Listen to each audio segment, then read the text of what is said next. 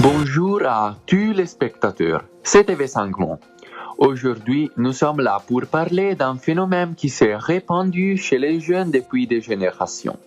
Ces dernières s'appellent l'harcèlement, mais qu'est-ce que c'est?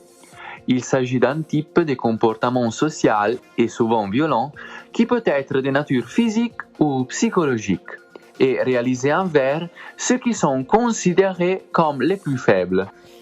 D'un autre côté, on existe différentes versions de l'harcèlement, comme le cyberharcèlement. Le cyberharcèlement est une forme de harcèlement menée à l'aide d'outils télématiques tels que l'Internet. Elle est considérée comme pire que la violence traditionnelle, car le harcèlement reçu sur Internet ne peut être éliminé ou oublié, de sorte que la victime se retrouve dans les limbes sans fin.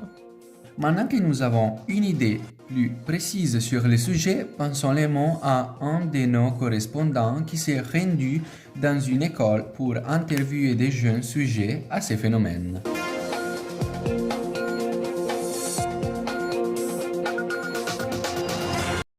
Bonjour Philippe, je suis ici au collège Saint-Charles avec Xavier, une victime de cyberharcèlement. Salut Xavier, veux-tu nous raconter ton expérience? Comment le harcèlement a-t-il commencé? Oui, tout a commencé en octobre de cette année quand une fille de mon âge m'a écrit sur mon profil social. Nous avons commencé à parler aussi pendant la nuit et raconter nos histoires, allant même jusqu'aux détails. Et comment as-tu réagi quand tu as découvert qu'il s'agissait d'un faux profil? Quand j'ai découvert qu'il s'agissait d'un faux profil, il était trop tard parce que la fille présumée avait divulgué toutes nos conversations via les réseaux et ces dernières avaient déjà attendu mes camarades qui, le lendemain matin, ont commencé à se moquer de moi. Qu'est-ce que tu as fait?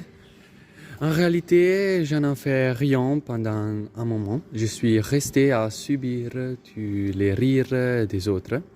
Et il y a quelques jours seulement, je suis réussi à en parler avec mes parents et le directeur qui a pris des mesures, comme découvrir qu'il était l'artisan de tout ça. Et on a découvert qu'il était un de mes amis qui avait organisé tout ça pour se venger d'un mal que je lui avais fait. Quelles en étaient les conséquences? La police postale est intervenue, mais je ne sais rien d'autre. Comme nous avons pu l'attendre, le harcèlement n'est pas seulement physique, mais aussi psychologique, et il peut résulter d'une raison stupide comme une erreur ou un malentendu. Nous devons toujours nous assurer de parler avec qui nous croyons et de rester méfiants. Les parents doivent surveiller les enfants et ils doivent demander de l'aide immédiatement à un professeur, un ami, un parent. Tout le monde sait bien, mais parlons-en.